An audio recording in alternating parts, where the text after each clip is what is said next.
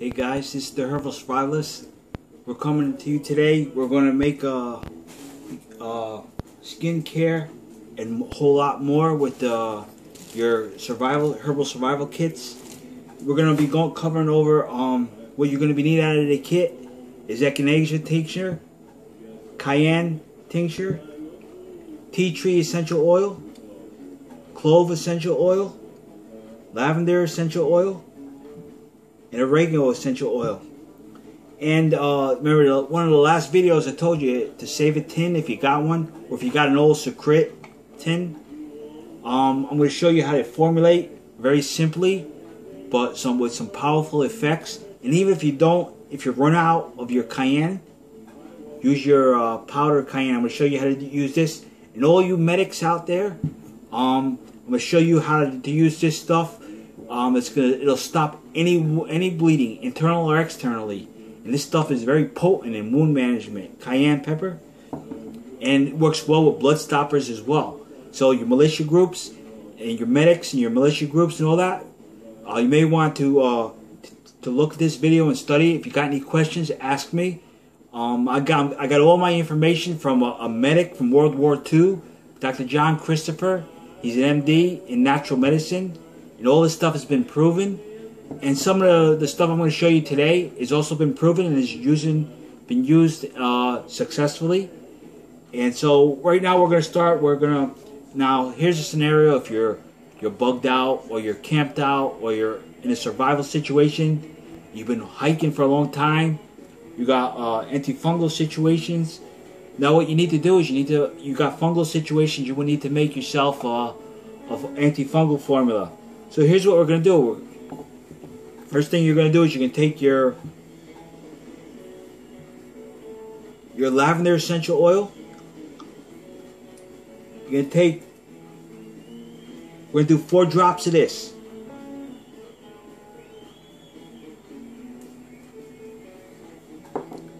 Then you're going to take your tea tree essential oil.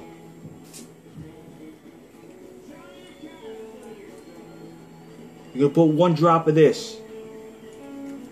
Then you're going to go with your oregano essential oil. And you're going to put 2 drops of that. Now right then and there, blend this all together in your tin. You got antiviral, antibacterial, antimicrobial, and with some antiseptic properties. Now basically what you could do is you could take this little formula you create in the field. If you got a toe fungus or a fungal issue on your foot or your nails or on your body, because it's pre-diluted, again, you can just apply it to the affected area. And how you use that, you want to do that 1 to 2 times a day, and just consistently until the fungus disappears. And even after it disappears, go an extra day. And just to have an after effect to kill any microbes as well that are still inhibited within the area. Now also too, what you can do if there's the affected area has pain because of you let it go for a reason or whatever, what you do is you take your clove essential oil. What you're going to do is you're going to put to that same formula, you're going to put 1, 2, 3 drops of that pre-diluted clove essential oil there, and apply that to the area, and that will help with the pain locally. Clove oil is also a natural anesthetic as well as antiseptic, so it also has antiviral and antibacterial properties, so that'll help. Also, this formula, less the clove oil, you could use for eczema. And another thing you can use this for is for cuts and bruises, scratches, and mosquito bites, and insect bites as well. The clove oil will help with the antiseptic. The antiseptic properties and anesthetic properties will help heal the cuts, the wounds, and the insect bites as well. And the lavender, what the lavender oil will do, will also help heal, will act as not only a conditioner to the skin, but help bring all the skin molecules together to a point where, I don't want to say 100% scarless, but it'll help heal better. And it'll also speed up the process, and it's more healthier for regeneration of new skin cells. Also, the tea tree oil is powerful in is antiseptic as well, and works flawlessly with oregano oil. And that also, the two with the lavender mixed it, blended together, will, I don't want to say obviate, it's been helping with eczema as well. So if you got a bad case of eczema, there, right there, then and there, will help that. Now for wound management, I'm gonna go back again. For wound management, the cayenne pepper.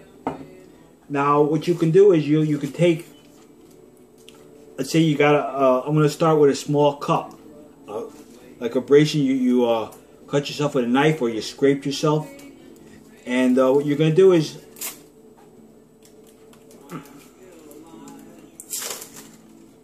you're gonna take a Band-Aid. What you're gonna do is you're gonna load the gauze part with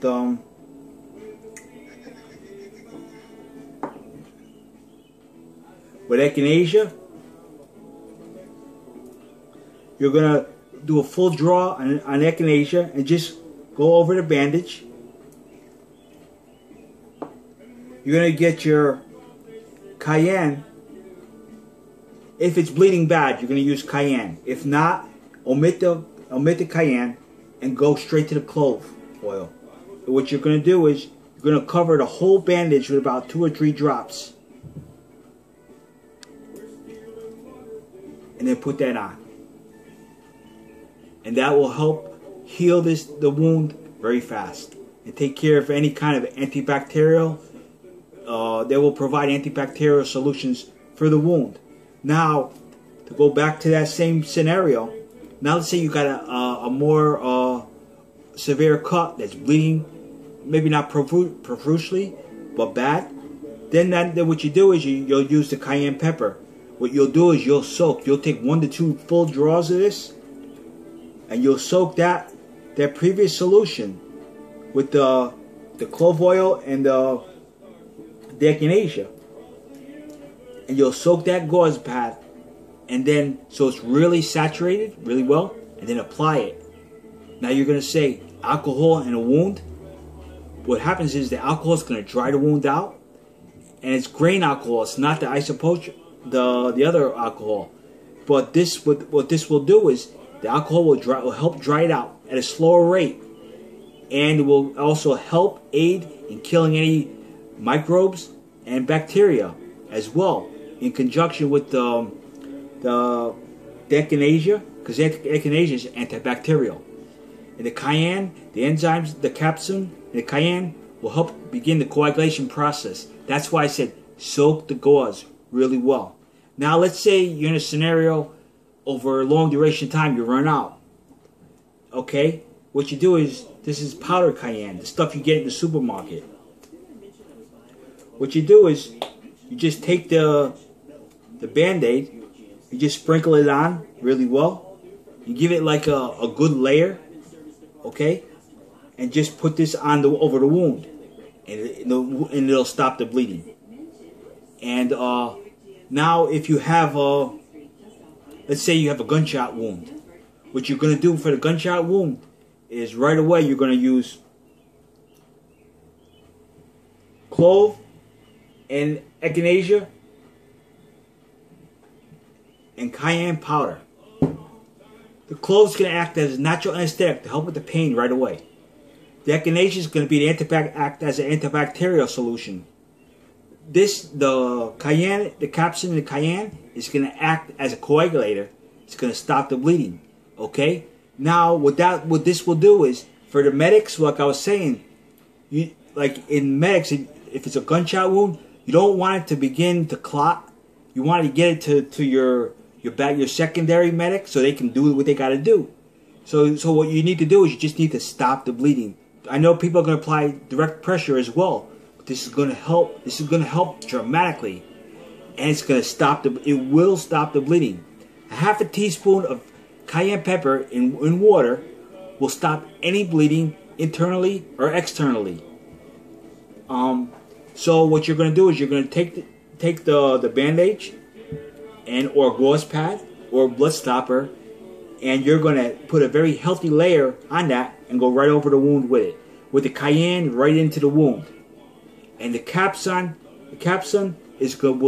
will begin the coagulation process and stop the bleeding and slow down in the clotting process as well, so you can get it to your cache or your secondary medic, and he could transport back to the cache as well, or your mash, whatever you're using for your primary and your main hospital source.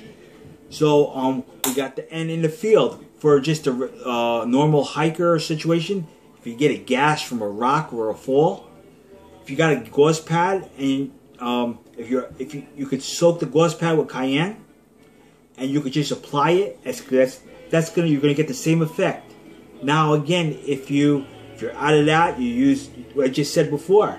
You used a good healthy layer of the cayenne pepper, apply it, and it's gonna stop. Another thing you could do with the cayenne pepper is if you got your canteen, your water source, and it's clean, sterile, okay, boiled and cooled down, what you could do is you could take a half a teaspoon of the cayenne powder, mix it till it's dissolved, almost to a dissolved point, and then do a wash, sort of like you do a peroxide and stuff like that, and then apply the bandage as well.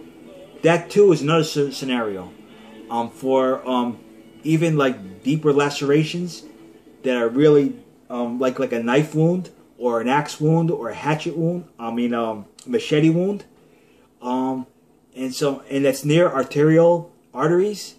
That's another solution, and that won't affect the nerves as well. And always remember, if you need a local anesthetic because of the pain is too much for you to handle, clove oil, whether it's internal or external. Clove is also good for the lungs too, for healing the lungs. And it's also good for the oral care, for toothaches and cracked tooths and situations. That's what the dentists use. So I wanted to go over this real fast. And let's see. Also, another thing I want to go over is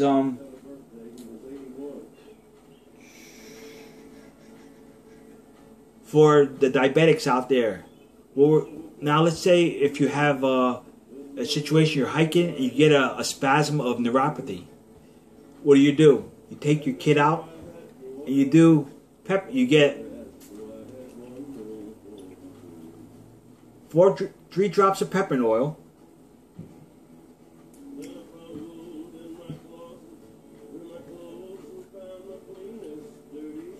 3 drops of clove oil,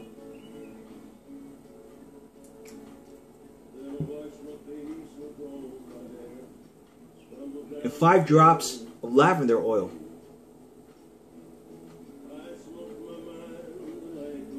Now you got anesthetic. Peppermint is antispasmodic, and the lavender will help with the absorption. And the oils that I've used in here they're very pure oils, and they're high absorption, so they're going to go right down into the area.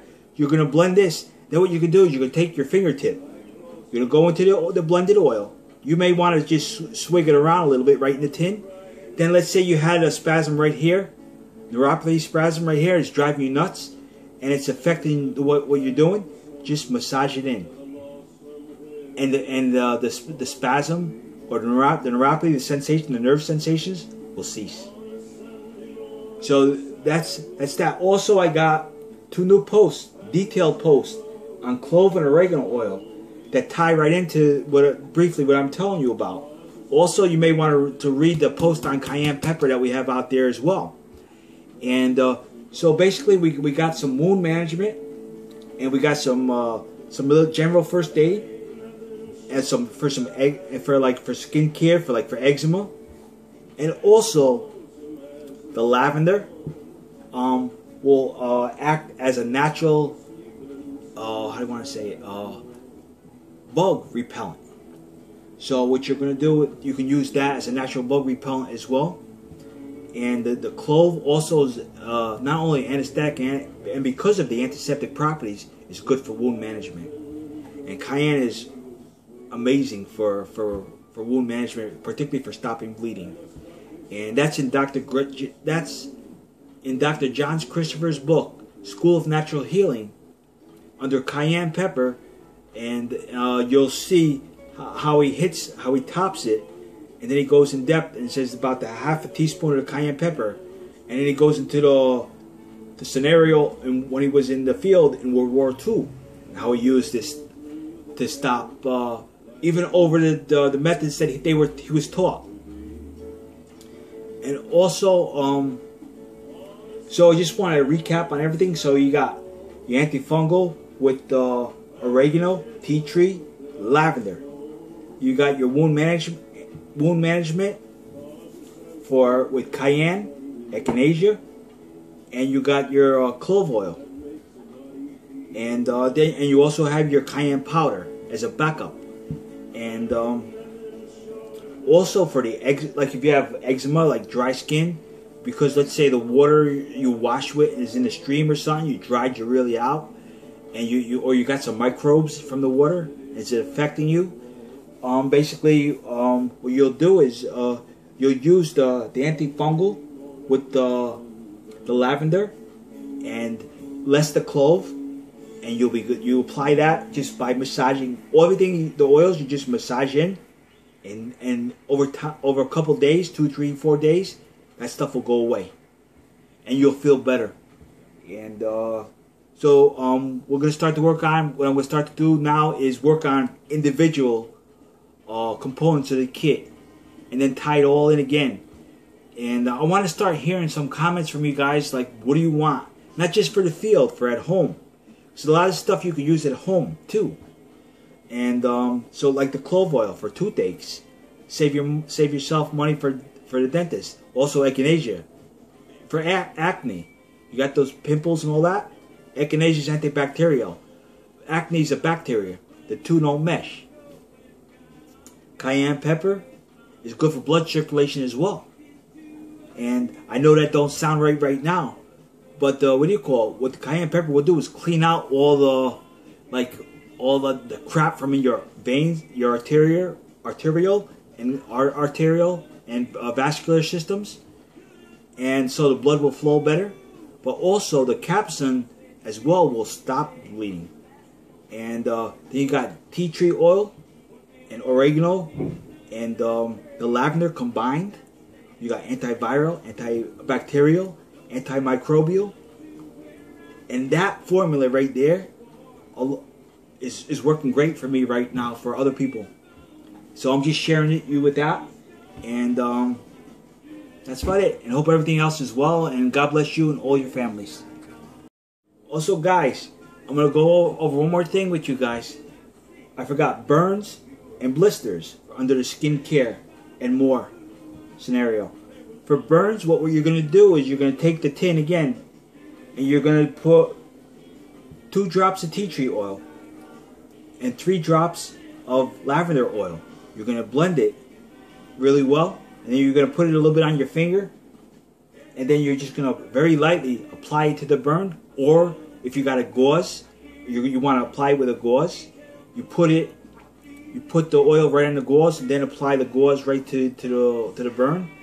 I would prefer just to try and deal with the pain. If it's really bad, then use the clove oil for the anesthetic properties and antiseptic as well. For burns, they also need antiseptic properties.